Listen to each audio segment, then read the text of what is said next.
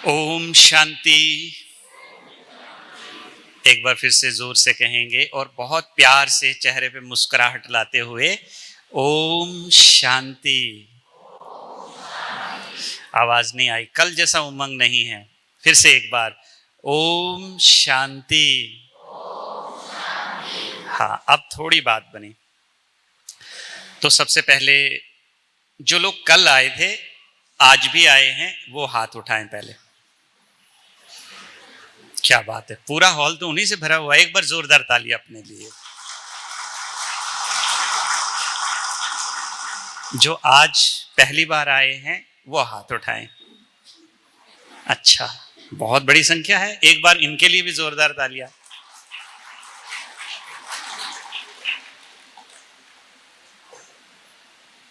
तो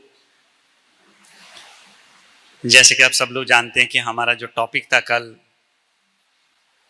जीवन को कैसे आसान बनाएं, तो उसके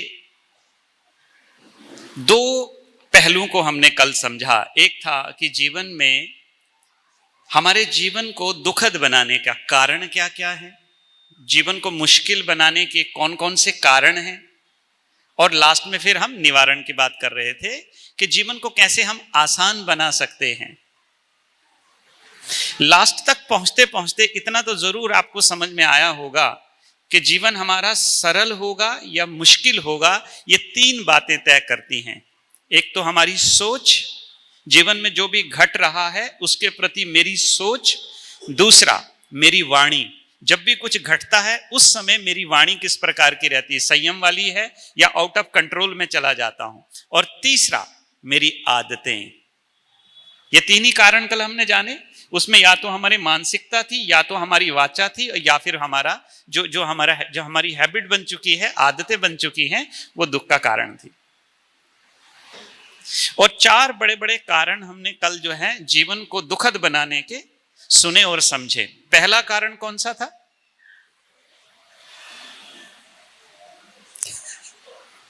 अच्छा, एक छोटी सी बात आपको सुनाता हूं। तो वो टीचर ने स्टूडेंट से पूछा कि बेटा ये बताओ कि सत्य और भ्रम में क्या अंतर है। ध्यान से सुनना, दाएं बाएं ध्यान मत देना। दाएं बाएं ध्यान देने के लिए हम बैठे हैं यहां, आप सिर्फ सामने की तरफ ध्यान देना। अगले 1 घंटे में मैं बहुत सारी बातें आपके साथ शेयर करूंगा। सारी आपको बिल्कुल याद नहीं रहेंगी, जैसे कि कल वाली भी सारी आपको याद नहीं रहेंगी। लेकिन एक बात पक्की है कि कोई एक बात जो आपके दिल को छू कर जाएगी और वही आपके जीवन में बदलाव का कारण बनेगी। बस उस एक बात के ऊपर फोकस करना है आपने। तो ध्यान से सुनेंगे तो ही आपको आपके प्रश्नों के उत्तर मिलेंगे। तो टीचर ने स्टूडेंट से पूछा कि सत्य और भ्रम में क्या अंतर है। स्टूडेंट ने बड़ी चतुराई से जवाब दिया कि सर, आप जो हमें सिखा रहे हैं, पढ़ा रहे हैं, यही सत्य है, पर आपको लगता है कि हमें समझ में आ रहा है, ये आपका भ्रम है। तो मैं क्या समझूं कि कल जो सिखाया था, सुनाया था, वो सत्य था या भ्रम था? सत्य था। तो पहला सत्य क्या था? पहला सत्य था कि हम जरूरत से ज्यादा चीजों के बारे में सोचने लग जाते हैं, और सोचते सोचते जब हमारी बैटरी पूरी डिस्चार्ज हो जाती है, तब हम भगवान और किस्मत पे छोड़ देते हैं।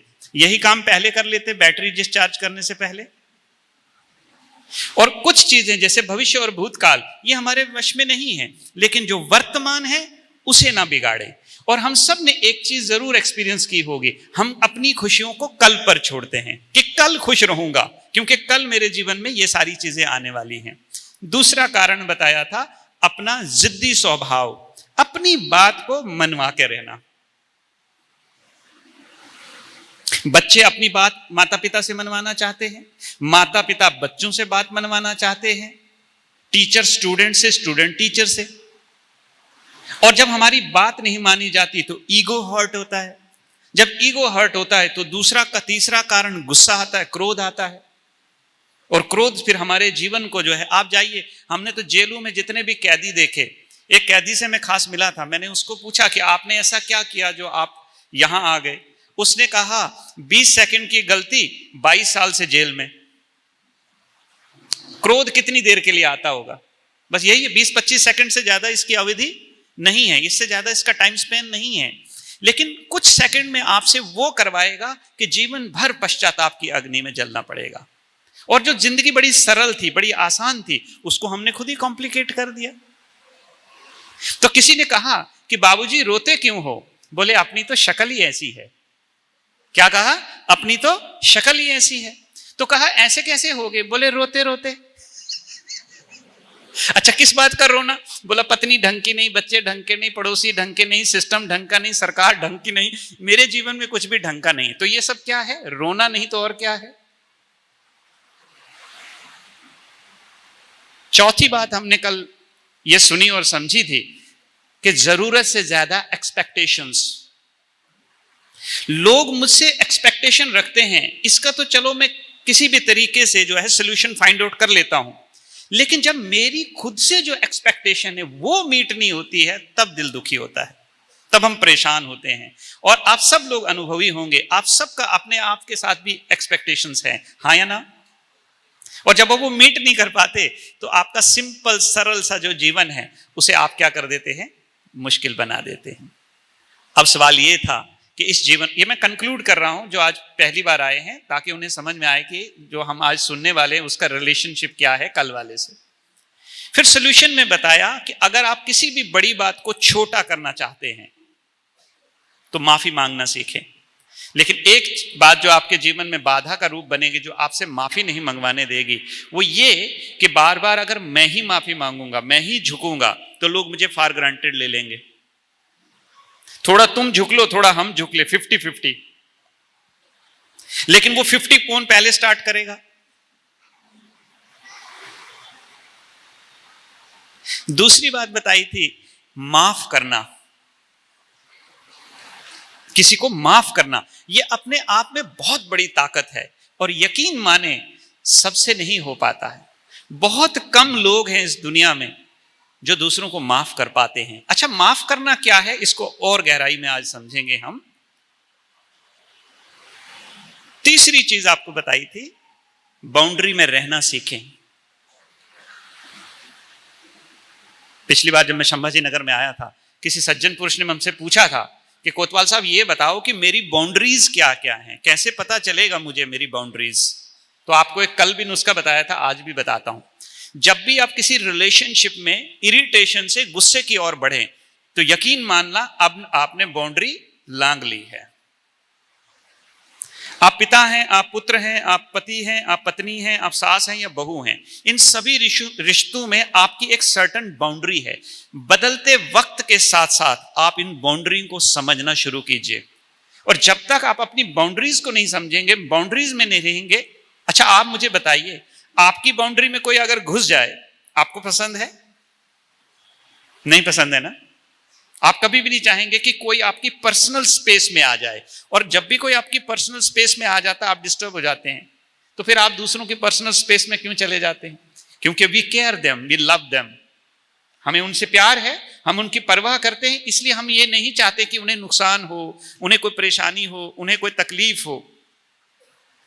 और इसलिए हम अपने सर्कल से कूद के सीधा उनके सर्कल में, विदाउट देयर परमिशन, उनकी इजाजत के बिना हम उनके सर्कल में घुस जाते हैं। फिर वो भी डिस्टर्ब और हम भी डिस्टर्ब। मैं आपको एक चीज बताना चाहता हूं, बहुत सारे ऐसे सीन आपकी लाइफ में बनेंगे जहां आपका मन करे कि अभी कूद के उसके सर्कल में चला जाऊं। लेकिन एक चीज याद रखना, श्री कृष्ण सर्वशक्तिमान, ब्रह्मांड का सारा ज्ञान उनके पास, फिर भी वो महाभारत के युद्ध के मैदान में युद्ध को रोक नहीं पाए। आप 16 दूने 32 अध्याय सुना के देख लो, उनसे तो 16 अध्याय में नहीं हो पाया, आप 32 सुनाकर देख लीजिए, आपसे कुछ नहीं होने वाला। क्योंकि होनी को आप बिल्कुल भी टाल सकते नहीं हैं, यही परम सत्य है। हां, एक पिता के रूप में, एक पुत्र के रूप में, एक पत्नी के रूप में आपकी एक बाउंड्री है। बाउंड्री में रहकर पूरी सलाह दीजिए, फिर उसकी किस्मत पे छोड़ दीजिए। क्यों? क्योंकि होनी को कोई आज तक टाल। जब श्री राम सीता मैया की चोरी को रोक नहीं पाए, आप कंट्रोल करके देख लीजिए। क्यों? होनी इतनी प्रबल है कि वो होके ही रहेगी।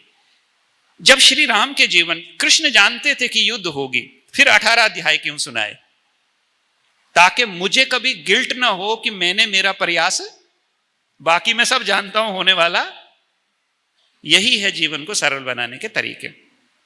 अब ये तो सारी बातें थियोरेटिकल हो गई, नॉलेज हो गया, समझ हो गई। समझ तो हमको आ गई कि कारण क्या है और निवारण क्या है। अब सवाल ये पैदा होता है कि ये सब करने के लिए ताकत भी तो चाहिए ना। जैसे आप सब लोग हैं, आपको सबको पता हमें अपनी बाउंड्री में रहना है, लेकिन जैसे सीन आता है तो आपको पता चलता है कब आप बाउंड्री से बाहर चले गए? नहीं पता चलता। अच्छा, आपको पता है कि गुस्सा करना अच्छी बात नहीं है, फिर भी जब सीन आता है तो आपको गुस्सा आ ही जाता है। इसका मतलब नॉलेज तो है आपके पास, लेकिन आपके पास क्या नहीं है? खुद को रोकने की ताकत। जैसे मुझे मालूम है कि यूं ब्रेक दबाने से गाड़ी रुकती है, लेकिन मेरे पैर में ताकत होगी तभी गाड़ी रुकेगी, मेरे ज्ञान से गाड़ी। इसलिए ज्ञान के साथ साथ ध्यान लगाना भी बहुत जरूरी है, जिसे आपकी सरल भाषा में मेडिटेशन कहते हैं, और आजकल मोबाइल के जमाने में उसको चार्जिंग कहते हैं। जैसे आप अपने मोबाइल को चार्ज करते हैं, ठीक उसी तरह से आप अपने मन को जब चार्ज करेंगे, बुद्धि को चार्ज करेंगे, तो बुद्धि के अंदर जितना भी ज्ञान है उसे आप उपयोग कर पाएंगे। आप सोचे, घर में एक छोटा सा सीन बन गया, आपको क्रोध आया। Physics, chemistry, biology, mathematics, civil engineering, mechanical engineering, aeronautics engineering, mechatronic engineering, ऐसी कौन सी इंजीनियरिंग की किताब है जो उस गुस्से के टाइम काम आती है? आपका एकेडमिक और आपका professional education becomes zero with in a second, जैसे ही गुस्से का वो सीन इमर्ज होता है। तो वहां पर कौन सी चीज काम करती है? There you need a power. वहां आपको बल की आवश्यकता है, और वो बल जो है वो केवल ध्यान लगाने से ही प्राप्त होता है। क्या यह सत्य है कि हम ध्यान लगाएं तो हमें ऊर्जा मिलती है? हाँ, मोबाइल हमें सिखाता है कि अगर तुम मेरा ध्यान बिजली के प्लग के साथ लगाओगे तो मैं तुम्हारे मोबाइल को चार्ज कर दूंगा, क्योंकि जैसे सोर्स के साथ कनेक्ट करेगा वैसे एनर्जी फ्लो होनी शुरू होगी। हाँ या ना? इसी तरह जैसे हम परमात्मा के साथ अपने आप को जोड़ेंगे तो परमात्मा में वो शक्तियां हैं, जैसे आप उसके साथ जोड़ेंगे वैसे ही वो ताकतें, वो शक्तियां आपके भीतर आनी शुरू हो जाएंगे। What is the logic behind this? चलिए एक एक्सपेरिमेंट करते हैं। 1 मिनट के लिए आप अपने उस परम शत्रु को याद करिए जिसको देखने से ही आपके अंदर नफरत की भावना पैदा होती है। 1 सेकंड के लिए मानस पटल पर उसका चेहरा लाइए। अब देखिए, जैसे ही आपने उस व्यक्ति को याद किया, आपने इमोशनली कनेक्ट किया उसके साथ। फिजिकली तो आप यहां बैठे हैं ना, कैसे कनेक्ट हुए? इमोशनली। लेकिन रिस्पॉन्ड फिजियोलॉजिकली होगा। गूज़बम्प रेज होंगे, क्रोध आएगा, हार्ट आपका पल्स रेट बढ़ जाएगा, बहनें होंगी तो रोने भी लग पड़ेंगी कि 25 साल पहले मेरी सास ने मुझे ऐसा कहा था, आज भी मुझे याद है। तो जब आप किसी नेगेटिव सोर्स के साथ कनेक्ट करते हैं तो एक फिजियोलॉजिकली एक एनर्जी फ्लो होती है और आपका फिजियोलॉजिकल रिएक्शन आपको दिखता है। अब दूसरा, ऐसे किसी व्यक्ति का चेहरा सामने लाइए जिसे आप बहुत मोहब्बत करते हैं या जिसने आपको बहुत दुखद समय में मदद करी हो। अब देखो, फिर आप इमोशनली कनेक्ट हुए, लेकिन आपके चेहरे की मुस्कुराहट तो फिजियोलॉजिकल है ना। तो मन जिसके साथ जुड़ेगा, नेगेटिव सोर्स के साथ जुड़ेगा तो नेगेटिव एनर्जी आएगी, पॉजिटिव सोर्स के साथ जुड़ेगा तो पॉजिटिव एनर्जी आएगी। इसी तरह एक तीसरा सोर्स है जिसका आपको शायद इतनी समझ नहीं होगी, उसे कहते हैं डिवाइन सोर्स। और उस डिवाइन सोर्स के साथ जब आप कनेक्ट करेंगे तो एक डिवाइन ऊर्जा आपके जीवन में आएगी। आजमाया हुआ है, मुझ पे विश्वास मत करना, अगले 3 से 4 दिन इसकी प्रैक्टिस करना, करवाएंगे हम आपसे। वो प्रैक्टिस करना और देखना आपकी लाइफ में प्रैक्टिकल एक्सपीरियंस होता है तो कंटिन्यू करना, नहीं तो ओम शांति। ठीक है, मजबूरी तो है नहीं हमारी। अब आते हम शक्ति के ऊपर। शक्ति कहां से मिलेगी वो भी हम चर्चा करेंगे, और कौन कौन सी शक्तियां हमें जीवन में, पारिवारिक जीवन, व्यावसायिक जीवन या हमारा निजी जीवन, इन तीनों, प्रोफेशनल लाइफ, पर्सनल लाइफ और आपकी सोशल लाइफ, इन तीनों लाइफ में अगर आपको एट पार भी अगर परफॉर्म करना है, एट पार भी अगर आपको परफॉर्म करना है तो आपके जीवन में ये चारों की चारों शक्तियां होनी बहुत बहुत जरूरी हैं। गरीब हो, अमीर हो, काला हो, गोरा हो, इंडियन हो, पाकिस्तानी हो, जर्मन हो, लंदन हो, जिस मनुष्य ने ये फिजिकल कॉस्ट्यूम धारण किया है उस मनुष्य को ये चारों के चारों शक्तियां चाहिए ही चाहिए। दुर्भाग्य ये है कि इनमें से एक भी हमारे पास नहीं है। मैं आपको लिस्ट बताता हूं, अगर आप में कोई ऐसा बैठा जो कहे कि हाँ मेरे में है, तो आप बताना। इन चारों के बिना जीवन में काम बिल्कुल चलेगा नहीं। लेकिन दुर्भाग्य ये है, सीन ये है कि एक भी शक्ति हमारे अंदर नहीं है। अच्छा, कौन सी शक्तियां हैं ये? पहले मैं लिस्ट बताता हूं, फिर हम बाद में इसकी गहराई में जाएंगे। पहली शक्ति है सहन करने की शक्ति, पावर टू टॉलरेट। बहनें जरा सास का चेहरा सामने ले आए, बहू का चेहरा सामने ले आए, हस्बैंड का चेहरा, पड़ोसी का चेहरा ले आए, हालातों का चेहरा सामने ले आए, बॉस का चेहरा, भाई लोग खास करके। आज सुबह कोई मुझे बता रहे थे बॉस बहुत टॉक्सिक है, चेहरा सामने ले आइए। क्या टॉलरेट कर पाते हैं हम, सहन कर पाते हैं? तो हमारे अंदर सहन करने की ताकत नहीं है। चाहिए कि नहीं चाहिए? चाहिए तो हाथ उठाइए। अच्छा, आधे से ज्यादा तो कंफ्यूज ही हैं। नहीं, हाथ उठाने में भी कोई आपको ताकत चाहिए? अच्छा, दूसरी है समा लेने की शक्ति। अब अच्छा, इन दोनों में अंतर क्या है? बहुत बारीक अंतर है, सहन करना और समाना। सहन करना माना किसी ने कुछ बात कही, मजबूरी थी, सहन कर लिया, लेकिन उस बात को मैं समा नहीं पाया हूं। आज भी मानस पटल पर वैसे की वैसी तरोताजा है। 10 साल पहले हस्बैंड ने कुछ कहा था, 10 साल पहले बॉस ने कुछ कहा था, 10 साल पहले पड़ोसी ने कुछ किया था। सहन तो किया क्योंकि वो बहुत ताकतवर था, लेकिन उसकी उस हरकत को, उसके कर्म को मैं आज तक अपने भीतर समा, और पता नहीं कितने सारे दर्द, कितने सारे दुख आज भी दिल में तरोताजा ऐसे ही पड़े हैं, समा नहीं पाए। जब जब समय मिलता है तब तब वो दुख, वो दर्द अपना स्वरूप ले लेते हैं। कितने लोग हैं जिनके अंदर समाने की ताकत है? बहनें समा लेती हैं, लेकिन साथ साथ में रो भी लेती है, इसको समाना नहीं कहते हैं। तीसरी ताकत है सही और गलत को परखने की ताकत। हमेशा परखने के समय दिल और दिमाग के अंदर बहुत युद्ध चलेगी। दिल कुछ और कहेगा, दिमाग कुछ और कहेगा। दिल कहेगा चली जाऊं, दिमाग कहेगा सब बर्बाद हो जाएगा। तो दोनों के बीच में क्या होगा? युद्ध होगा। छोड़ दूं, निकल जाऊं, बस बहुत हो गया है, बहुत करके देख लिया, अब और सहन नहीं होता है। दिल कुछ कहेगा, दिमाग कुछ कहेगा। हमेशा अपने आप को चौराहे पे पाओगे। चौथी है निर्णय करने की शक्ति। अच्छा, जब आप परख ही नहीं पा रहे हैं सही क्या है, गलत क्या है, तो निर्णय क्या लेंगे? फिर तो निर्णय हमारा राम भरोसे। जो मन में आया फर्स्ट कम फर्स्ट सर्व, जो पहले मन में आया सो कर डाला, और जिंदगी भर पश्चाताप की अग्नि में जलते रहे। फिर अब बताइए, ये चारों की चारों शक्तियां किसके पास हैं? सहन करने की शक्ति, समाने की शक्ति, परखने की शक्ति और निर्णय करने की शक्ति। फिर पांचवी एक और है, अगर टाइम मिला तो वो भी चर्चा करेंगे। अच्छा, किस किस को चाहिए? जिस जिसको चाहिए हाथ उठाइए, फिर आज का नुस्खा हम आपको बताएंगे। बहुत सारे लोग आज भी कंफ्यूज हैं, 2 दिन के सेशन के बाद भी।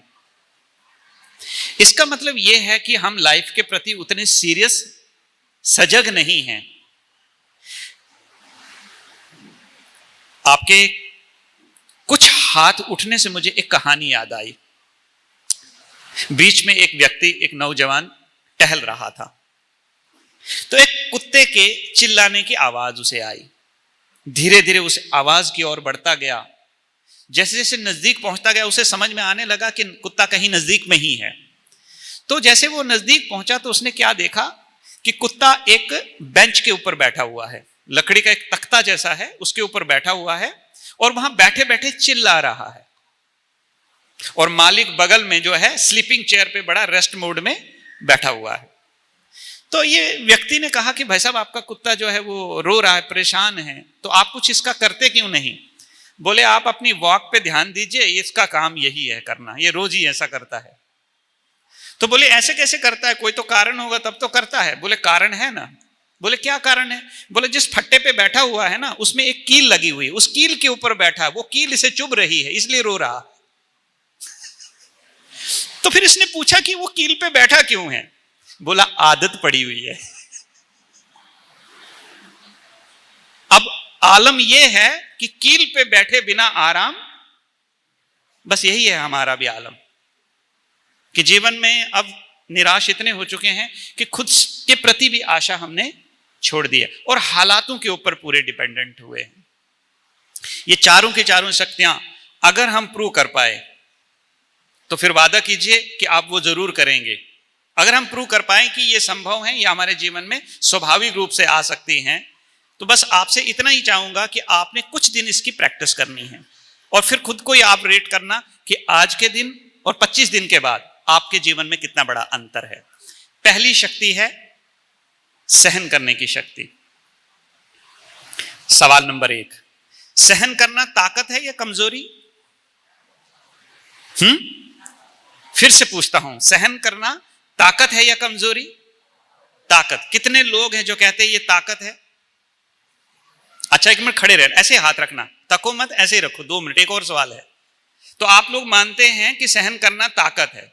अच्छा, जितनों ने हाथ उठाया उतनों में से ये मुझे बताओ कि आप में से कितने लोग हैं जो ये सहन कर पाते हैं? और कर पाते तो हाथ खड़े रखना, नहीं तो नीचे, फिर मैं बताऊंगा करना क्या है।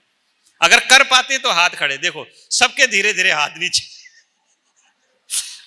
पता ही नहीं अपने बारे में, we call it personality identification. हमको पता ही नहीं मैं किस तरह का व्यक्तित्व हूं। पर्सनैलिटी आइडेंटिफाई नहीं हम कर पा रहे खुद की, अपने बारे में भी हमको कोई ज्ञान नहीं है। सहन करना, आपने जो कहा यही सत्य है कि यह ताकत है, लेकिन दुर्भाग्य है कि यह ताकत हमारे अंदर नहीं है और यह ताकत ध्यान लगाने से आती है, जो हम लगाते नहीं। इसलिए हमारे जीवन में सहन करने की ताकत, जबकि आपने खुद कन्फेस किया है कि यह ताकत है, कमजोरी नहीं है। लेकिन इस ताकत का जब आपको उपयोग कब कहां करना है और कितना करना है, जब आपको यह पता नहीं चलता, तो यही ताकत आपकी कमजोरी बन जाती है। Your strength turns into your weakness. क्यों? क्योंकि आपको उसे कब, कहां, कितना और कैसे रूप में यूज करना है, इमोशनल इंटेलिजेंस नहीं है। अब मैं आपको एक छोटी सी बात बताता हूं कि कैसे हमारे जीवन में सहन करने की शक्ति आ सकती है। सुनने के लिए तैयार हैं तो हाथ उठाइए। Thank you very much. Basic सा सवाल, एक आम के पेड़ को अगर आप पत्थर मारो तो क्या देता है? आम, जोर से बोलना। तो मुझे लगा कि सब लोगों का शटर ऑन ही है, डाउन नहीं हुआ। आम को पत्थर मारने से, पेड़ को पत्थर मारने से क्या देता है? अगली बार फिर पत्थर मारो, क्या देगा? आम। अगले साल सेम सीजन में वापस पत्थर मारो, क्या देगा? आम। 10 साल के बाद वापस पत्थर मारो सेम सीजन में, क्या देगा? और अगर आपको, खास करके उनसे पूछ रहा हूं जिन्होंने हाथ उठाया था कि सहनशीलता एक ताकत है, अगर आपको यहां बाहर निकलते ही वो गली में कोई एक पत्थर मारे, आप क्या करेंगे? आम देंगे या वरदान देंगे? देखो ना कितना डिफरेंस है ना। अभी थोड़ी देर पहले आपने हाथ उठाया था कि सहन करना एक ताकत है। आम का पेड़ 10 साल से आपके पत्थर खाने के बावजूद भी आपको आम दे रहा है और आप एक पत्थर को सहन नहीं कर पा रहे। किसी की बात रूपी पत्थर दिल पे लग चुकी है, छलनी हो चुका मेरा दिल उस एक पत्थर से, उस एक शब्द से, और आज भी 25 साल हो गए हैं, आज भी मुझे याद है। सवाल यह पैदा होता है कि आम के पेड़ में ऐसा क्या है जो मुझ में नहीं है? और विटंबना देखिए, लगाया किसने? आपने। तो हमने कहावत सुनी थी कि जिसकी रचना इतनी सुंदर वो खुद कितना, हाँ, तो खुद कितना डिस्टर्ब है वो।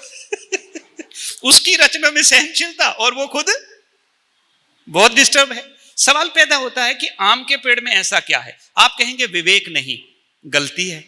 आप कहेंगे कि इतना दिमाग नहीं, आप कहेंगे कि उसमें कोई सोच समझ नहीं, गलत। इस धरती पे लिविंग या नॉन लिविंग थिंग्स हो, उनकी भी सेंसेशन होती है, हमको पता नहीं चलता, बस इतना ही फर्क है। अब सवाल यह है कि अगर आम के पेड़ में भी इतनी समझ है, तो मैं अनुभव सुनाऊंगा हमारी बहनों को, थोड़ा अलग लगेगा। हमारा एक सेंटर था, उस सेंटर में एक बड़ का वृक्ष था।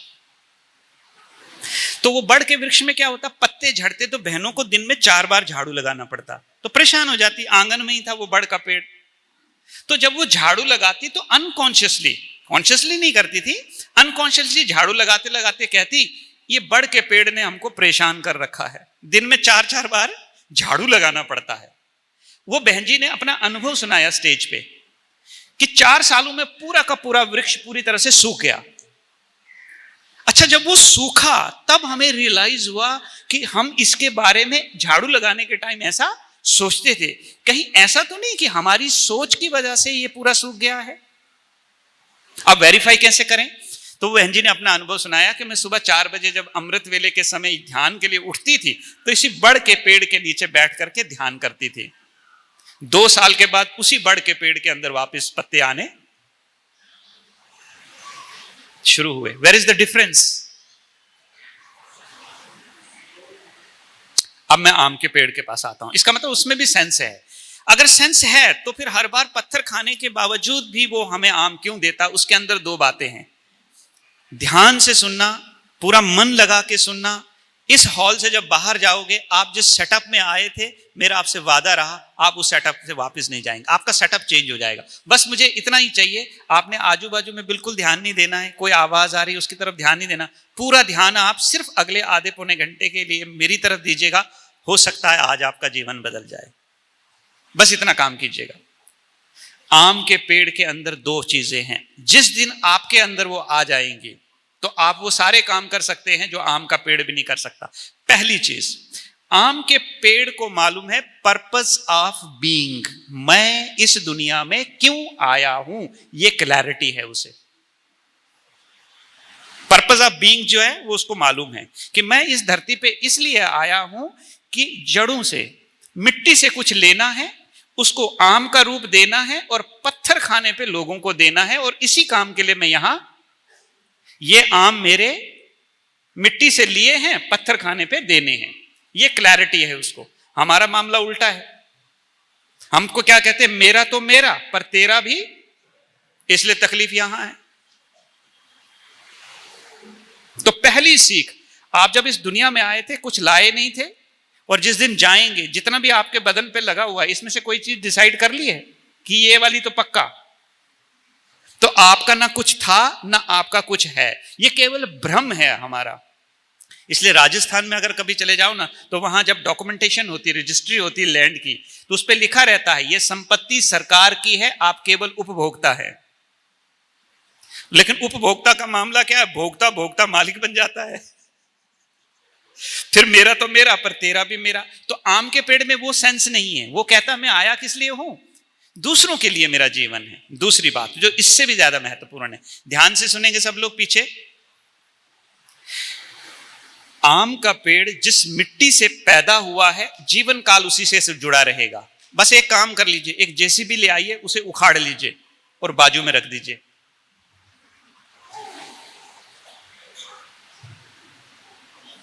उखाड़ के आपने बाजू में रखा, अब उसको पत्थर मारिए, अब आम दे पाएगा? क्योंकि आम का जो स्रोत था ना, वो मिट्टी थी, अब वो उस मिट्टी से उखड़ चुका है, अब उसके ऊपर कोई आम नहीं आएंगे। यह हमारी दूसरी गलती। हम जिस मिट्टी से पैदा हुए हैं उससे हमारा जुड़ाव है ही नहीं, तो सहनशीलता के आम कहां से आएंगे? वही कल वाली बात, मंगेरी लाल के हसीन सपने। ऐसा तो होगा नहीं ना। The law of paying price says that whatever you wish in your life, you have to pay for that. आप जीवन में जिस चीज की अपेक्षा रखते हैं उसके लिए आपको कुछ ना कुछ पे तो करना पड़ेगा। In terms of your time, in terms of your effort, in terms of your energy. किसी भी रूप में आपको जो इच्छा जीवन में रखी है उसके लिए आपको श्रम करना पड़ेगा। मंगेरी लाल के हसीन सपने तो बिल्कुल भी नहीं है। तो पहला काम, हमें अपने जीवन का उद्देश्य मालूम होना चाहिए। अब देखिए, ये बल्ब किस लिए? यहां पर जोर से बोलिए। लाइट के लिए। किसके लिए? पंखा किसके लिए है? हवा के लिए। ठीक है। कुर्सी किसके लिए है? बैठने के लिए। ये पानी किसके लिए है? आप इस दुनिया में किस लिए है? देखो, पूरी सभा में किसी के पास जवाब नहीं है इस सवाल का। इसका मतलब we all are confused characters. ऐसे प्राणी कंफ्यूज हैं हम। हमारा पर्पस क्या है इस दुनिया में आने का? बस भेड़ चाल, जो हमारे दादा परदादा, लक्कड़ दादा, टक्कड़ दादा, जितने भी दादा थे वो जो कर रहे थे, बस वही हम सारे करते आ रहे हैं। Nobody knows where you are going and why you are going. See, 2 लोग जो है ना वो दौड़ रहे थे, तीसरे ने देखा, बोले क्यों दौड़ रहे? बोले नहीं मालूम, तुम भी दौड़ो नहीं तो पीछे रह जाओगे। पीछे तो हम रहना नहीं चाहते, तो 3 दौड़ रहे थे। जब 3 दौड़ रहे थे, आगे 2 खड़े थे, उनको लगा न जाने क्या पाया है इसलिए दौड़ रहे हैं। पूछा भाई क्या पाया? बोले नहीं मालूम, तुम भी दौड़ो नहीं तो पीछे रह जाओगे। अब 5 हो गए, 5 को मालूम नहीं है दौड़ क्यों रहे। इस तरह से सारे के सारे इस कारवां में हम सब दौड़ रहे हैं, लेकिन इस दुनिया में किस लिए आए हैं पता ही नहीं। तो अगर सहनशीलता जीवन में चाहिए तो पहला ये आपको मालूम होना चाहिए कि मेरे जीवन का इस दुनिया में आने का उद्देश्य क्या है। दुनिया की कोई भी सीमा, कोई भी हाइट आप छू लो, दैट इज नॉट सक्सेस। यहां आने से पहले एक लड़का कॉलेज में पढ़ता है, वो बड़ा डिप्रेशन में है। मैंने उससे पूछा बेटा तेरे डिप्रेशन का कारण क्या है? बोले मेरे सारे साथी लोग आगे निकल गए हैं। मैंने कहा आगे मतलब कहां? बॉम्बे, दिल्ली, मद्रास, चेन्नई, कलकत्ता, कहां निकल गए हैं? कौन से आगे? उसके पास उसका जवाब नहीं था। यहां कोई आपसे आगे नहीं है, सब आपके अगल बगल में ही है, सिर्फ केवल आपको लग रहा है। क्यों? क्योंकि आपने अपने आप से आगे किसी को यूं मान लिया है कि उसने वो चीज छू ली है, मेरी छूनी बाकी है। ऐसा बिल्कुल भी नहीं है। जिसकी शादी हुई है वो भी दुखी है, जिसकी नहीं हो रही है वो भी दुखी है, ठीक है, और जिसकी कभी नहीं होने वाली है वो भी। तो शादीशुदा जीवन कोई दुख और सुख का खेल थोड़ी है, ये तो केवल मन का खेल है सारा ना। जिसकी पढ़ाई नहीं हुई वो दुखी है, पढ़े लिखे वैसे परेशान है कि उसके मार्क्स ज्यादा आ गए, मेरे कम आ गए, वो वैसे डिप्रेशन में है। मैंने IIT में गोल्ड मेडलिस्ट को अपने जीवन में प्रैक्टिकली काउंसलिंग में देखा, बच्चा पूरी तरह से क्रैश हो गया। एक एक्सपेक्टेशन कि मेरा भाई मुझसे थोड़ा कम लायक था, वो आज फेसबुक में बहुत बड़ी कंपनी में बहुत बड़ी सैलरी पे काम कर रहा है, और मेरी सैलरी केवल 3 लाख महीने की है, केवल 3 लाख। उसको मालूम नहीं है कामगार चौक पे ऐसे भी लोग हैं जो दिन में केवल 500 रुपए दिहाड़ी मिलती है, वो भी बड़ी मुश्किल से, महीने में कम से कम 15 दिन ही काम मिलता होगा। ऐसे लोग भी इस दुनिया में ढेरों हैं जिनकी कोई गिनती नहीं है। तो पहली चीज है सहन करने की शक्ति। ध्यान लगाओगे तो जीवन में आएगी, दूसरा और कोई तरीका नहीं है। दूसरा समाने की शक्ति। कभी कभी हम मजबूरी में पत्नी को, पति को, पड़ोसी को, बॉस को, सिस्टम को सहन तो कर लेते हैं, लेकिन उनकी बात को हम समा नहीं पाते। समाने के लिए जगह भी तो चाहिए ना, और जगह हमारे पास है ही नहीं। छोटा सा हमारा दिल है, ऊपर से बहुत सारी हमने उसमें बातें भर ली हैं। अब एक नई बात आ गई है, उसके लिए जगह नहीं है, तो क्या कर लेते हैं? परेशान हो जाते हैं। नहीं करना चाहते हैं तो भी हो जाता है हमसे। चिल्लाना नहीं चाहते, गुस्सा नहीं करना चाहते, इरिटेट नहीं होना चाहते, परेशान नहीं करना चाहते, लेकिन ना चाहते भी हमसे हो रहा है, क्योंकि हम समा नहीं पा रहे उस चीज को। आपको मैं एक दूसरी चीज बताता हूं, प्रकृति से सीखे। सागर में एक दिन हजारों थैलियां डोमेस्टिक वेस्ट, इंडस्ट्रियल वेस्ट, हर प्रकार का वेस्ट अल्टीमेटली कहां डंप होता है? लेकिन अगर आपके घर के सामने आपका पड़ोसी खाली एक दिन कचरे की थैली गेट के सामने धर दे, तो पूरी महाभारत रचने की क्षमता है, और एक भी अध्याय काम नहीं करेगा। सही है? अब सवाल है कि एक थैली, किसी का एक शब्द मैं क्यों नहीं समा पा रहा हूं? कैपेसिटी भी तो होनी चाहिए ना। अब सवाल है कि जो सागर है वह कैसे समा लेता है? उसमें आखिर ऐसा क्या है जो हम में नहीं है? फिर वही 2 बातें, वो 2 बातें अगर वापस हमारे अंदर आ जाए तो हम भी समा सकते हैं। पहली बात, सागर में एक गुण है, अगर आप उसमें कोई भारी चीज फेंक दो ना, तो वो सीधी जाकर नीचे जमीन पे फेंक देता, अपने पास नहीं रखता।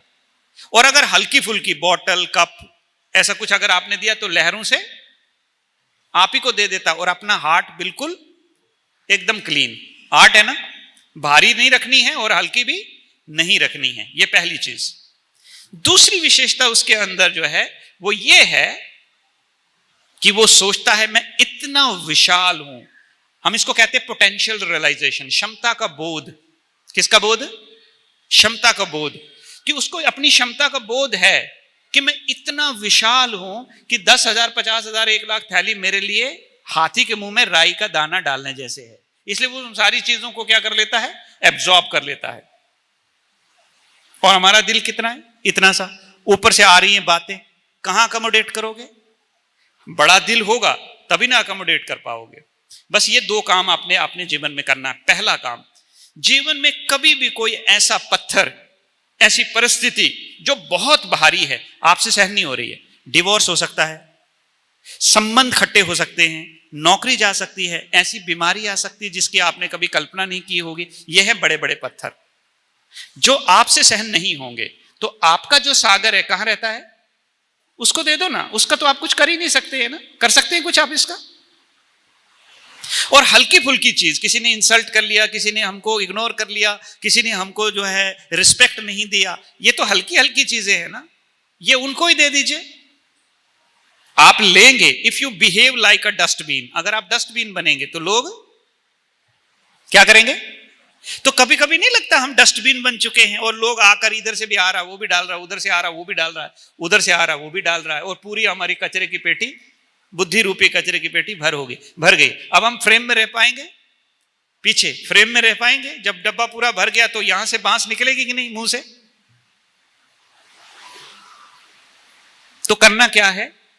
पहली चीज, जो चीज आपको बहुत भारी लगे, जो लगे कि मुझसे कंट्रोल नहीं होगी, भगवान को दे दीजिए, क्योंकि आप उसका कुछ नहीं कर सकते हैं।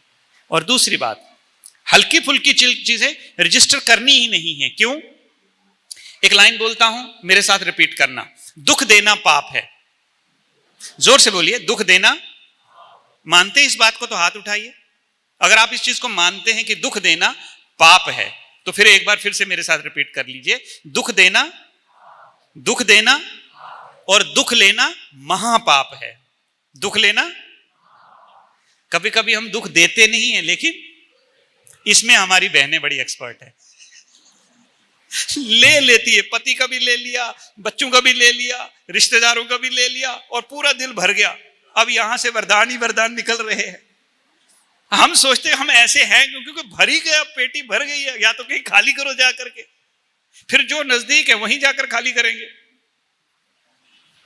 दूसरी बात बताता हूं, अपना दिल बड़ा करें। कैसे कर पाएंगे? लेकिन मैंने कह लिया, आपने सुन लिया, कल से हो जाएगा? बिल्कुल भी नहीं। अपने दिल को कैसे बड़ा करेंगे? इसके लिए एक नुस्खा बताता हूं। शर्मा का बच्चा शर्मा होता है, शर्मा का बच्चा शर्मा होता है, गुप्ता का बच्चा, पटेल का बच्चा, और उसके बाद खान का बच्चा, और भगवान का बच्चा, है ना? तो हम किसकी औलाद है?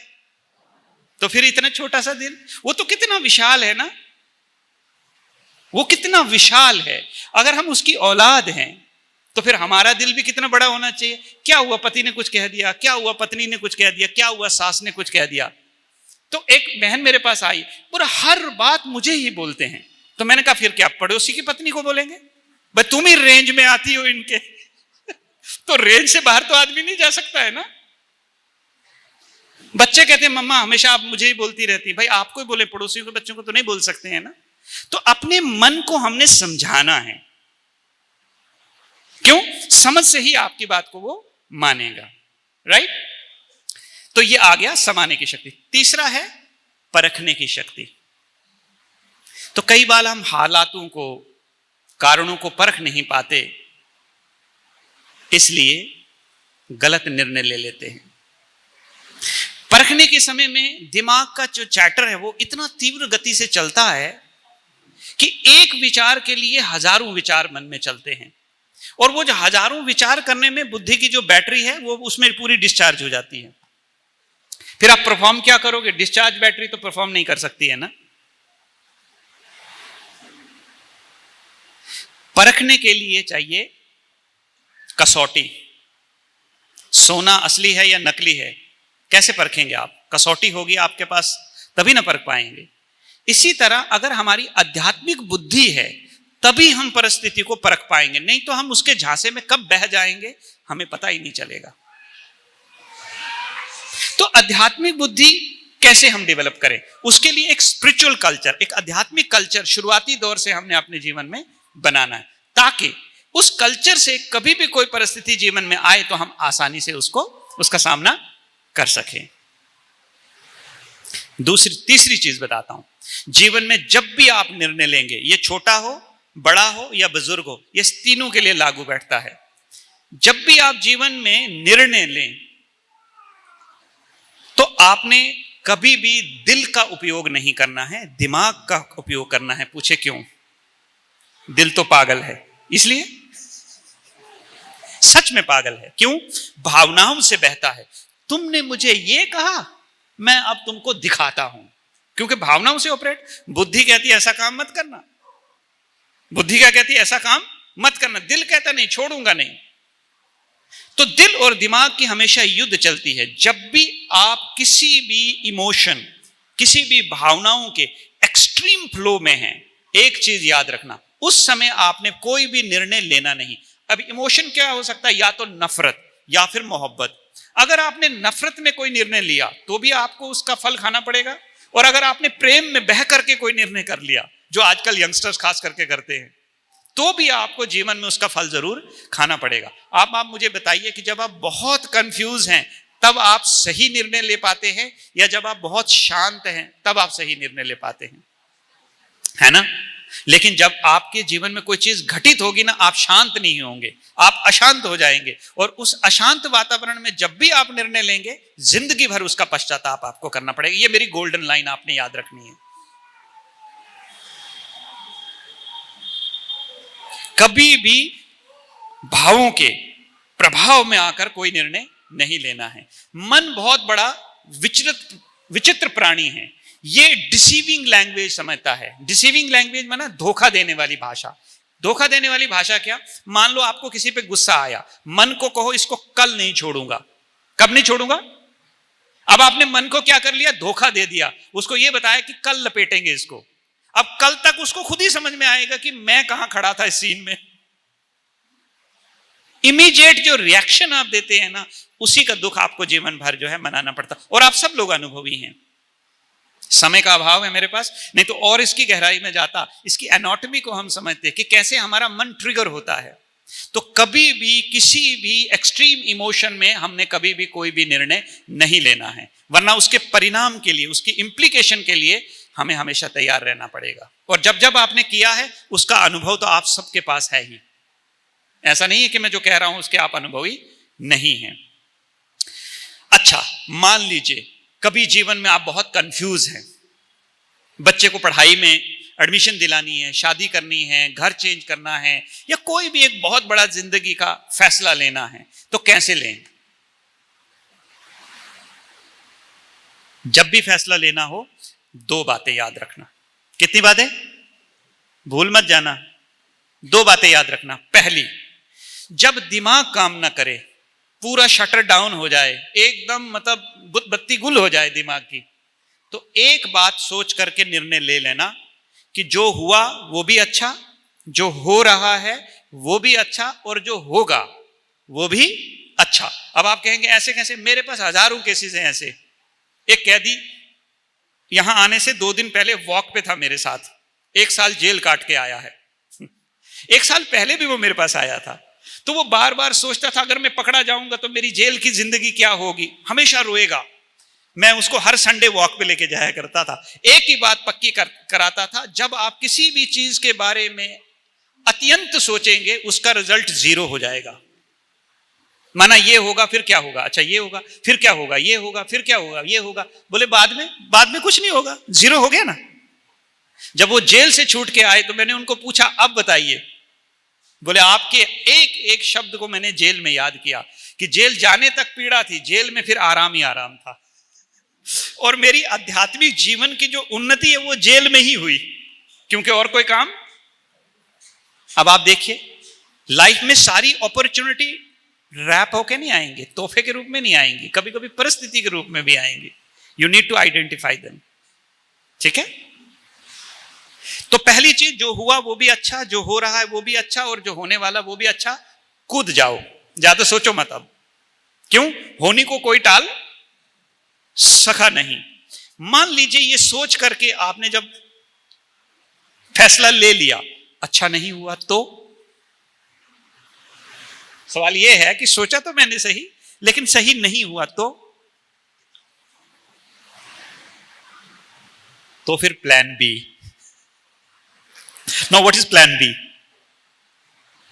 तो मैं आपको एक रतन टाटा जी की एक लाइन बताता हूं, वो याद रखनी है, आपने हमेशा याद रखनी है। और यहां पर कोई नुक्कड़ पे पानी पूरी बेचने वाले की लाइन नहीं है, ये भारत के उस सक्सेसफुल आदमी की लाइन है जिसने अपने जीवन में 42 साल के अनुभव के बाद ये लाइन कही। तो रतन टाटा जी ने जब जैगवर और रेंज रोवर कंपनी खरीदी तो पूरे भारत ही नहीं पूरे विदेशों में उनकी बहुत मतलब जो है क्रिटिसिज्म हुआ कि आपने ये फेलियर कंपनीज को क्यों अडॉप्ट किया। उसके पीछे एक कहानी में उसकी डिटेल में नहीं जाऊंगा, मैं शॉर्ट में बताना चाहूंगा। ये एटीट्यूड आपने अपने जीवन में रखना है, सक्सेस आपके पीछे पीछे घूमेगी। और मैं उसी प्रिंसिपल पे चलता हूं खुद भी। तो रतन टाटा जी को जब इंडियन मीडिया की एक लेडी ने पूछा कि सर आपने इतना गलत निर्णय कैसे लिया, रॉन्ग डिसीजन क्यों लिया और कैसे लिया, तब रतन टाटा साहब ने एक शब्द कहा था कि मैं रतन टाटा जीवन में किसी भी निर्णय को सही और गलत नहीं मानता, मैं केवल निर्णय लेता हूं, मैं केवल निर्णय लेता हूं, अगर सही निकला तो उसकी मर्जी मान लेता हूं। क्या? अगर सही निर्णय निकला तो उसका धन्यवाद करता हूं, उसकी मर्जी मानता हूं, और अगर सही नहीं निकला तो सही करने की औकात रखता हूं।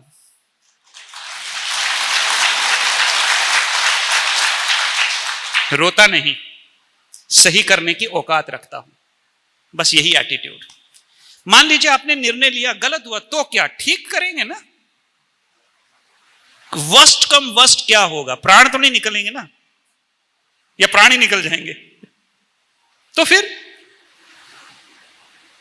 कीनिया में एक बिजनेसमैन से मिला मैं, पूरा कंगाल हुआ, 2,500 करोड़ की संपत्ति। सोचिए, जस्ट इमेजिन, पूरा कंगाल। आदमी का माइंडसेट देखिए आप। तो उसको किसी ने पूछा, हमारे सामने किसी ने पूछा उनको कि अब क्या करेंगे। कितना बढ़िया जवाब दिया। बोले जब मैं कीनिया में आया था मेरे पास सिर्फ $500 थे। कितने? $500। ये 2,000 करोड़ की संपत्ति मैंने बनाई है, मैं अभी भी जिंदा हूं, वापस बनाने की औकात रखता हूं। उनके खुद के शब्द है ये कि जीरो से हीरो बना हूं, हीरो से जीरो हुआ तो जीरो से हीरो बनने का अनुभव तो मेरे पास वैसे ही है। This is all about your mindset, आप कैसे उस माइंडसेट को यूज करते। तो ये चौथी आ गई, निर्णय लेने की शक्ति। अब आखिरी बताता हूं, वो है सामना करने की शक्ति। ध्यान से सुनना, दिल से सुनना। मैं चाहता हूं आपके जीवन में बहुत सुख हो, आनंद हो, कामयाबी आपके हर कदम को छुए। लेकिन एक चीज सत्य है जिससे आप कोई भी डिनायल नहीं कर सकते हैं कि life is totally unpredicted, uncertain. मैं बोलते बोलते ओम शांति हो सकता हूं, यही परम सत्य है। हमें एक ही चीज हमारी दीदियां सिखाती हैं कि हर घड़ी अंतिम घड़ी है, वो मेरी कभी भी हो सकती, बोलते बोलते भी हो सकती है। ये कोई बड़ी बात नहीं, नॉट अ सरप्राइज, बहुतों के साथ हुआ भी है। लाइफ टोटल अनसर्टन है, अगले क्षण आपके साथ क्या होगा कह नहीं सकते। मैंने सैकड़ों कैंसर पेशेंट काउंसलिंग में देखे। कॉमन क्वेश्चन, हमने कभी जीवन में नहीं सोचा था कि ऐसा भी दिन कभी, जैसे यहां बैठे आप में से शायद किसी ने सोचा होगा। लेकिन life is totally uncertain, believe me, विश्वास कीजिए मेरा। कभी आपके घर में टेलीग्राम देकर या डोर नॉक करके नहीं आएगी, all of the sudden and on the way, रास्ते में ही लपेट लेगी हमको। हमें अपने आप को तैयार करना है। कल हमने एक छोटी सी लाइन आपको बोली थी जिसके ऊपर आपने ताली भी बजाई थी कि हमारे हालात बड़े नहीं, हमारी परिस्थितियां बड़ी नहीं, हमारी तैयारी बहुत छोटी है। क्योंकि हम ये मान करके बैठे हैं कि 100 इयर्स का वीजा साइन हुआ है ऊपर वाले के साथ। तो सीता कहती थी जो कल करना सो आज कर, जो आज करना सो अभी के अभी कर। हमारी सीता कुछ अलग ही बोलती है, वो कहती है जो आज करना है वो कल कर, जो कल करना वो परसों। इतनी भी क्या जल्दी है जब पड़े हैं अपने पास बरसों। आत्मा सीता यही कहती है ना, हम तो यही कहते हैं, इतनी भी क्या जल्दी, कर लेंगे। मेरे पिताजी बोलते थे, मैं 21 साल का था, बोले अभी से आध्यात्मिक जीवन, बाबा बन जाओगे। तो मैंने कहा फिर क्यों, 60 साल के बाद। क्या कहते हैं, 60 साल के बाद। तो हमारे पास एक कागज था, हमने कहा इस पे लिख के दो हम 60 साल तक जिंदा रहेंगे। गारंटी नहीं, ऐसा कह बैठे। तो जब जिस इंसान की अगले पल की गारंटी नहीं, यहां ये मान करके बैठे हो कि सारी जिम्मेदारियां पहले पूरी कर लूं फिर करूंगी, आप पूरे हो जाएंगे, आपकी जिम्मेदारियां कभी पूरी नहीं होंगी। ये गोल्डन लाइन याद रखना। आपकी जिम्मेदारी तभी पूरी होगी जब 4 लोग आपको ये जो बगल में है ना वहां लेके जाएंगे, इंक्लूडिंग मी। बहन जी बोली शमशान घाट है। यही परम सत्य है। उस दिन आपकी सारी जिम्मेदारियां खत्म हो जाएंगी। इसलिए इतनी तेजी से मत चलो, इतनी तेजी से मत दौड़ो कि वक्त को पत्ते पत्थर मार के आपको रोकना पड़े। पत्थर मतलब परिस्थिति। एक काउंसलर की हैसियत से बोल रहा हूं। इसलिए सामना करने की शक्ति, जीवन में हर नए दिन एक नई परिस्थिति आ रही है। सोचो अगर मानसिक रूप से अगर हम उसका सामना नहीं कर पाएंगे। आज छोटे छोटे बच्चे डिप्रेशन में हैं, क्यों? सामना नहीं कर पा रहे। हमने उनको ऐसी एम्बियंस, ऐसा माहौल देके रखा है कि हमने बहुत पीड़ा झेली है। हमारे बच्चे शुड बी ओवर प्रोटेक्टेड, उनको जीवन में कोई तकलीफ नहीं होनी चाहिए। अभी एक छोटा सा जर्क लगता है तो बच्चा डिप्रेशन में चला जाता है। मैं कहता हूं give them difficult time, let them suffer, let them ruin, लेकिन जब वो वापस बाउंस बैक करेंगे ना, उनको जिंदगी में कभी आपकी जरूरत नहीं पड़ेगी, कभी भी जरूरत नहीं। और मां का कांधा कब तक ढूंढोगे? कब तक आप कांधे का सहारा दोगे? इंडिपेंडेंट बनाइए ना, झेलने दीजिए तकलीफें। जब वहां से बाउंस बैक करेंगे, रिफॉर्म होकर के बाहर आएंगे। ओवर प्रोटेक्ट करना, ओवर शील्ड करना, ओवर उनको जो है फैसिलिटेट करना, ये गलत चीज है। सामना करने की शक्ति, लोगों का तो हम डट के कर रहे हैं सामना, वो नहीं, परिस्थितियां, आने वाली परिस्थितियां, उनका सामना। और मेरा यकीन मान लीजिए, एक काउंसलर की हैसियत से बता रहा हूं, आने वाले 25 साल इससे 4 गुना और विकराल होंगे। Are you ready? क्या आप तैयार हैं उसका सामना करने के लिए अभी से? या फिर आप ये सोच रहे हैं कि जिस दिन आएगी उसी दिन देख लेंगे? Not possible. तो ये जितनी भी पांचों की पांचों शक्तियां हमने देखी, इन पांचों की पांचों शक्तियों का एक ही स्रोत है, वो है ईश्वर। जब तक आप उस स्रोत के साथ नहीं जुड़ोगे तब तक आपको वो मिलेगी नहीं। Anybody is doctor here by profession? अच्छा, यू आर डॉक्टर, राइट? तो madam, my first question is to you. आप मुझे ये बताइए कि विटामिन डी अगर मुझे चाहिए तो मुझे कहां बैठना पड़ेगा? सनलाइट में। क्या मैं ट्यूबलाइट में नहीं बैठ सकता हूं? वो भी तो लाइट है, वाइट है, सन जैसी दिखती है। नहीं ना, बैठ जाइए। Because the tube light is not the right source of vitamin D. आपको सन के साथ ही कनेक्ट होना पड़ेगा। मैं क्या कहना चाहता हूं कि अगर आपको जीवन में सुख चाहिए, शांति चाहिए, सहन करने की शक्ति, परखने की शक्ति, निर्णय करने की शक्ति, तो उसी सूर्य के साथ कनेक्ट करना पड़ेगा। ज्ञान सूर्य वहीं से मिलेगी। There is no any other alternate. और दूसरी बात मैडम, विटामिन सी का काम विटामिन डी कर सकती है? नहीं ना। वही चीज है कि हमारा जो सांसारिक ज्ञान है, जो हमारा भौतिक ज्ञान है, वो अपना काम करेगा और आध्यात्मिक जो ज्ञान है वो अपना ही काम करेगा। आध्यात्मिक जीवन अपना काम करेगा। जब तक आप इन दोनों का बैलेंस नहीं बनाएंगे तब तक आप जीवन में कभी भी कंफर्टेबल नहीं रहेंगे। यही परम सत्य है और यही मेरा अनुभव कहता है। आपको जीवन में शांति चाहिए, सुख चाहिए, आनंद चाहिए, यू हैव टू इन्वेस्ट। आपको इन्वेस्टमेंट करनी ही पड़ेगी उसमें। तो शक्तियों की बात तो यहां तक समझ में आ गई। अब सवाल यह है कि शक्ति जिससे मिले उसके बारे में भी थोड़ा सा कुछ समझ लें कि वो कौन है, कहां रहता है, कैसा है।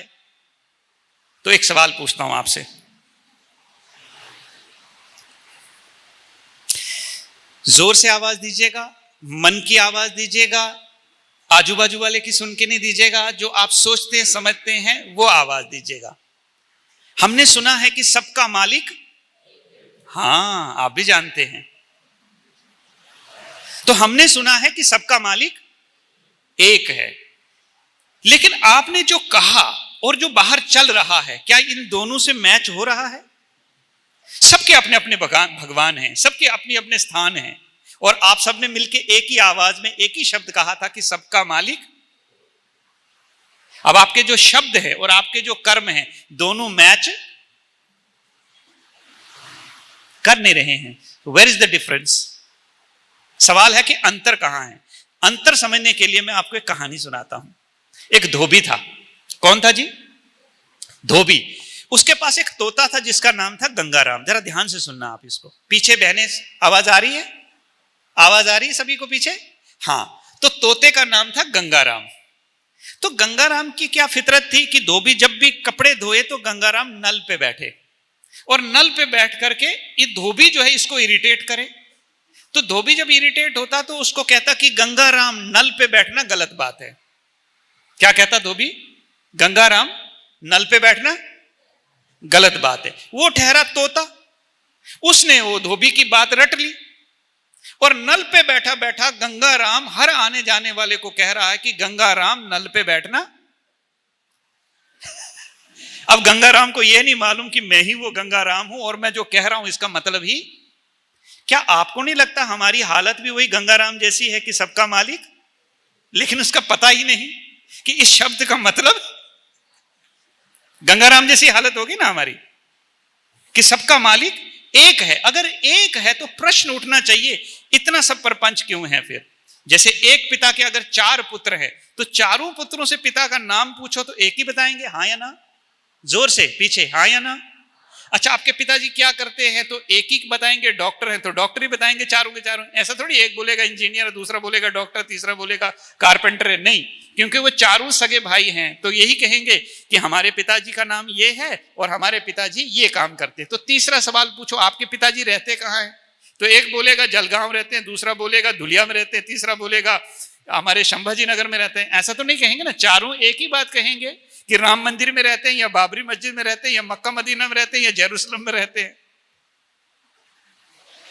तो एक नई कहानी, बचपन में स्कूल में हमारे टीचर हमें पढ़ाया करते थे, the 6 blind and the elephant, 6 अंधे और हाथी की कहानी। किस किसने सुनी है?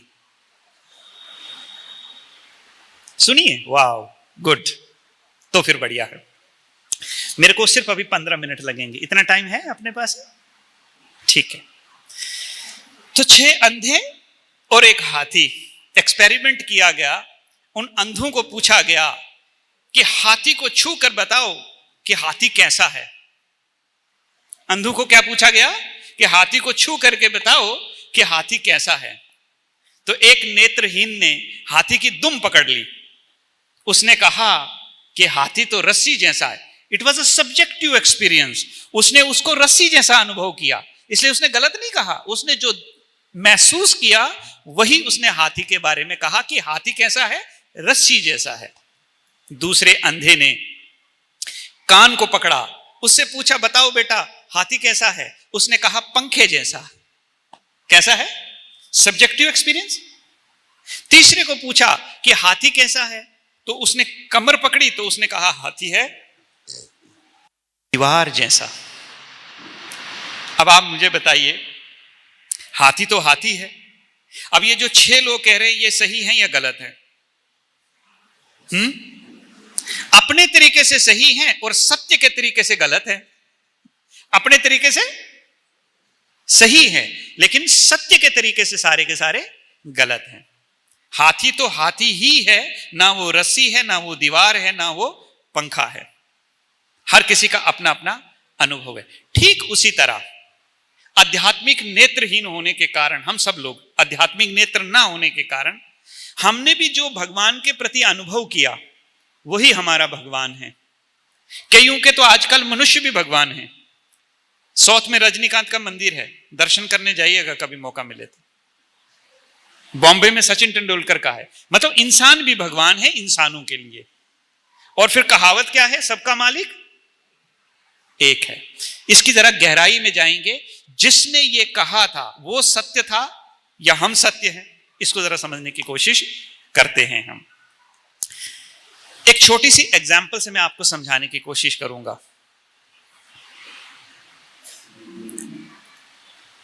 इस दुनिया में ना 4 प्रकार के आत्माएं हैं, 4 प्रकार के कैरेक्टर है। रादर कैरेक्टर समझते हैं आप 2 मिनट के लिए, आत्मा नहीं समझते हैं। 4 प्रकार के रोल मॉडल्स हैं। एक है मनुष्य आत्मा। हम इस हॉल में जितने बैठे हैं हम सब उस कैटेगरी में आते हैं और हमारी संख्या करीबन 750-800 करोड़ है। ये 1 नंबर की कैटेगरी। दूसरे हमसे थोड़े ऊपर कैटेगरी वो है धर्म गुरु। जैसे आप देख रहे हैं गौतम बुद्ध, गुरु नानक, महावीर, स्वामी, हमसे थोड़े ऊपर लेवल के थे, उन्हें कहा जाता है धर्म आत्मा। उनसे ऊपर एक और है जिसे हम कहते हैं देव आत्मा। और वो धर्मात्मा कितने? 6 हैं बड़े बड़े। आदिदेव शंकराचार्य, गौतम बुद्ध, महावीर स्वामी, प्रॉफिट मोहम्मद और जीसस क्राइस्ट। यह आगे धर्मात्मा। उसके बाद उनसे ऊपर एक और है जिसको हम कहते हैं परम आत्मा। मनुष्य आत्मा 800 करोड़, धर्म आत्मा 6-7 लोग, देव आत्मा 33 करोड़। हिंदू धर्म के अनुसार कितने देवी देवता हैं हमारे? 33 करोड़। और चौथी जो है परमात्मा वो एक ही है। इसीलिए हमने कहा सबका मालिक। अब बात कहां पर आके अटक गई कि किसी ने मनुष्यों के साथ अच्छे अनुभव किए गुरु के रूप में, इसलिए उन्होंने मनुष्यों को भगवान मान लिया। किसी ने धर्म गुरुओं से अच्छे अच्छे अनुभव जीवन में पाए, उन्होंने धर्म गुरुओं को भगवान मान लिया। कहीं ने देवताओं की पूजा की, भक्ति की, उन्होंने देवताओं को, किसी ने श्री राम को भगवान मान लिया, किसी ने श्री कृष्ण जी को भगवान मान लिया, किसी ने श्री गणेश जी को भगवान मान लिया। जिसने जिससे से जो जो अनुभव किया वो उन्होंने अपना भगवान मान लिया। पर हाथी तो हाथी है, सत्य कुछ और है। सत्य यही है कि इससे ऊपर एक और ताकत है जिसे हम कहते हैं परम आत्मा। अब इन चारों आत्माओं में एक मूल अंतर है। पहला अंतर, मनुष्य आत्मा, धर्म आत्मा और देवात्मा, ये सब लोग जन्म और मृत्यु के अनुभवी हैं। क्या है ये? इसलिए आपने राम जन्मभूमि भी देखी होगी और राम मृत्यु भूमि भी देखी होगी, कृष्ण जन्मभूमि भी देखी होगी और कृष्ण मृत्यु भूमि भी देखी होगी। तो देवात्मा, मनुष्य आत्मा और धर्मात्मा, सभी आत्माएं जो है जन्म और मृत्यु के चक्र में है। दूसरा, उनके जीवन में आप दुख भी देखेंगे और सुख भी देखेंगे। किसी भी धर्मगुरु को उठा के देख लीजिए, जीसस क्राइस्ट, गौतम बुद्ध, महावीर स्वामी, या किसी भी देवी देवता को आप देख लीजिए, उनके जीवन में भी दुख और सुख। तीसरे, कि उनको जन्म देने वाले उनके स्थूल माता पिता होंगे। जैसे श्री राम के माता पिता थे, श्री कृष्ण के माता पिता थे, तो उनके माता पिता भी होंगे। लेकिन जो परमात्मा है, ना उनका जन्म है, ना मृत्यु है, ना दुख है, ना सुख है, ना हार है, ना जीत है, ना ही उनकी कोई माता है, ना ही उनका कोई पिता है। तो कुरान में उसे खुदा कहते हैं, खुद आने वाला। और हिंदू धर्म में हम उसे शिव स्वयंभू कहते हैं। स्वयंभू, और भू अर्थात भूमि पे आने वाला। उसको लाने वाली कोई मां नहीं है। अब आपने देखा होगा कि जैसे गाय का बछड़ा है, गाय जैसा ही दिखता है, शेर का बच्चा शेर जैसा, बकरी का बच्चा बकरी जैसा, और मनुष्य का बच्चा मनुष्य जैसा। तो जैसे भगवान है, उसकी संतान भी वैसे ही होगी। तो आप जैसे देख रही हैं छोटे छोटे छोटे छोटे स्टार जो आप देख रहे हैं ना, ये हम सब आत्माएं हैं। और जो ऊपर में आप देख रहे हैं बड़ा वाला, वो है परमात्मा। उस परमात्मा के देवात्मा, धर्मात्मा और मनुष्यात्मा, हम सभी आत्माएं उसी परमात्मा की संतान हैं। अब देखो, एक छोटी सी एग्जांपल से आपको एक पूर्ण रूप की समझ आ जाएगी कि मान लीजिए आप ही आ जाइए इधर, आप आ गए तो 2 मिनट खड़े रहना। आप मान लीजिए कि अगर आपके जेब में 2000 की नोट तो भी नहीं चलती है ना, 500 की नोट चलती है। अगर 500 की नोट अगर आप छुट्टी करने मार्केट में चले जाओ तो आपको 200 की नोट, 100 की नोट, 50 की नोट, 10 की नोट, 5 की नोट, 1 की नोट मिलेगी। हाँ या ना? हाँ, ठीक है ना, मिलेगी मिलेगी। अब आप 200 की नोट छुट्टी करने जाएंगे तो आपको 500 की नोट मिलेगी नहीं, 100 की मिलेगी, 50 की मिलेगी, 20 की मिलेगी, 10 की मिलेगी और 1 की भी मिलेगी। हाँ या ना? ठीक है। अब 1 रुपए की नोट लेके जाओ तो ऊपर की डिनोमिनेशन मिलेगी नहीं मिलेगी ना। इस घटना से यह समझ में आता है कि हम लोग जो है ना, हम 1 रुपए की नोट हैं। हम जितने यहां बैठे हुए हैं, कितने की नोट है? हम 1 की नोट। हमारे जो धर्मगुरु है ना, वो 200 की नोट है, वो 100 रुपए की नोट है। उनकी वैल्यू हमसे ज्यादा है। और जो हमारे देव आत्मा है ना, वो सब 200 की नोट है। और जो परमात्मा है ना, वो 500 रुपए की नोट है। क्या समझ में आया? एक में ही सब कुछ, एक में ही सब कुछ समाया हुआ है। उस बड़ी नोट में सारी नोटें समाई हुई हैं। अब आपसे मैं एक सवाल पूछता हूं, आप में से कितने लोग हैं जो श्री रामचंद्र जी को आदरणीय, अनुकरणीय और सम्माननीय मानते हैं? कितने लोग हैं जो श्री राम को, श्री कृष्ण को आदरणीय, सम्माननीय, अनुकरणीय मानते हैं? सभी लोग। बाकी लोग क्या तकलीफ में हैं? हाथ नहीं उठा रहे हैं। अच्छा, मैं आपको बताता हूं। हमने घर में श्री राम की तस्वीर लगाई है, ठीक है? और पूरे दिन घर में सिर्फ रावण वाला कारोबार, इसको परेशान, उसको तंग, ये बोल दिया, वो बोल दिया, ये कर लिया। काम किसका चल रहा है? रावण का। तस्वीर किसकी लगाई है? राम की। अच्छा मुझे बताइए, राम कहां रहते थे? और रावण कहां रहते थे? नहीं, हमारे घर में दोनों साथ में रहते हैं, एक की तस्वीर और दूसरे की जीवन शैली। मुझे बताइए, ये श्री रामचंद्र जी का सम्मान है या ये उनका अपमान है? अब आप मुझे बताइए, क्या हम उनका सच में सम्मान करते हैं? तस्वीर की पूजा नहीं, आचरण करना है। तस्वीर की पूजा नहीं, आचरण करना है। बस केवल श्री राम जैसे अगर 2 गुण भी हमारे हस्बैंड के अंदर आ जाएं तो हमारी पत्नी सीता बनने में ज्यादा देरी नहीं लगेगी साहब। और रिवर्स है, ये बहनें बोल रही हमारा ही मतलब पक्ष ले रहे, रिवर्स है, आप सीता बन जाइए, राम वैसे ही मिलेगा आपको। बना बनाया राम नहीं मिलेगा, जो मिला है उसी को राम बनाना है, उसी के साथ राम बन करके चलना है। ठीक है, तो हम सबका मालिक एक ही है, वो है हमारे परम पिता शिव परमात्मा। इसलिए सत्यम शिवम सुंदरम आपने सुना होगा, सुना है ना? आपने कभी सत्यम रामम सुंदरम, सत्यम कृष्णम सुंदरम, सत्यम हनुमानम सुंदरम नहीं सुना होगा। सत्यम शिवम सुंदरम। सत्य क्यों है? था, है और हमेशा रहेगा। वही शिव मक्का मदीना में संगे अस्वद के रूप में है। वही शिव जो है अगर आप जापान में चले जाएं तो चिनकुन साकी के रूप में है। वही अगर आप देखें तो मक्का मदीना में जो है संगे अस्वद के रूप में है। इसलिए हिंदू मुस्लिम सिख ईसाई हम सब हैं भाई भाई भाई। क्योंकि हमारा परम पिता परमात्मा एक ही है। लेकिन परमात्मा की सटीक पहचान न होने के कारण हमारे अंदर जो भाईचारा है वो नहीं रह पा रहा है। आप मुझे बताइए, भारत में कितने लिंग हैं? 12 क्या? पत्थर लिंगम क्यों नहीं बोला? ज्योतिर्लिंगम क्यों बोला? क्योंकि ईश्वर भी ज्योति ही है। जैसे आत्मा ज्योति है वैसे वो परमात्मा शिव भी ज्योति हैं। परंतु उस ज्योत को याद करने के लिए हमने उनका एक प्रतिबिंब बनाया जिसे हम शिवलिंग कहते हैं। तो उस परम पिता परमात्मा शिव के हम सब बच्चे हैं। अब आप सोचो कि हमारे पिताजी भगवान हैं और हम सारे गरीब, तो ये तो वही हुआ ना कि राजकुमार गली गली भीख मांग रहा है। राजकुमार गली गली क्या मांग रहा है? भीख। सुख दो, सम्मान दो, रिस्पेक्ट दो, बात मान लो। ये क्या है? I call it royal beggars. क्या है हम? Royal beggars. बड़ी डेकोरेटेड बैगिंग करते हैं हम। तो हमेशा ये याद रखना है कि परम पिता परमात्मा की हम संतान है। जीवन में कोई संघर्ष आ रहा है, कोई परिस्थिति आ रही है, कोई प्रॉब्लम आ रही है, उसको कंसल्ट कीजिए ना। उससे बेहतर राय आपको कौन देंगे? इधर आ जाइए, इधर आ जाइए, आपको कह रहा हूं इधर आ जाइए। उस तरफ मुंह फेर करके अपने पिताजी का नाम बताइए। क्या नाम बताया? हाँ जी, दिलीप। अब बैठ जाइए। अब आप देखिए कि हमारी सबकॉन्शियसनेस में कितना पक्का बैठा कि मैं दिलीप का बेटा हूं, भगवान का नहीं। और सबका मामला यही सेट है।